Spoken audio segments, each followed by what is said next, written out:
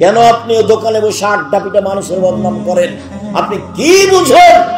আপনি কেন বললেন যে ওই চেয়ারম্যান খারাপ? মুখ খুললেন কেন? সাংবাদিক, তুমি কি বুঝো যত কথা লিখেছো তার জবাব কি হবে?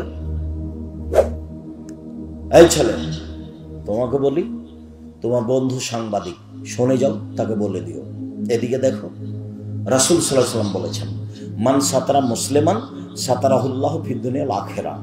কেউ যদি মুসলমানের দোষ ত্রুটি ঢেকে রাখে, তাহলে আল্লাহ ওই লোকটার দোষ ত্রুটি দুনিয়াতেও ঢাকবেন, কিয়ামতের মাঠেও ঢাকবেন, ঢেকে দিবেন। আর একটু দেখো,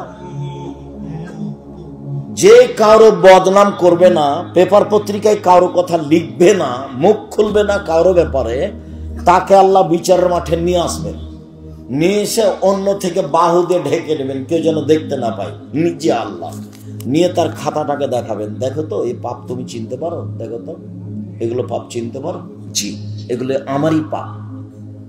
তো তুমি কি আমাকে কিছু বলতে চাও? জি না, আমি কিছু বলতে চাই না। তো তুমি কি মনে করো যে আমার ফেরেশতারা অন্যায় লিখেছে? জি না, সেটা আমি মনে করি না। তখন বুঝবে যে আমার নাম, আমি জাহান্নামে চলেই গেছি।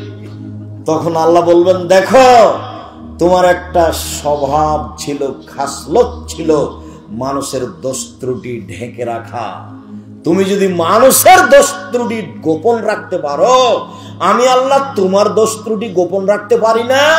যাও, তোমার বিচার হবে না, মাফ করে দিলাম তোমাকে, তুমি জান্নাতে চলে যাও।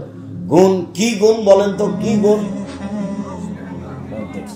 মুহাম্মদ সাল্লাল্লাহু আলাইহি ওয়াসাল্লাম কিভাবে দেশ ঢেকে রাখতেন সেটা আমি একটু পরে বলছি।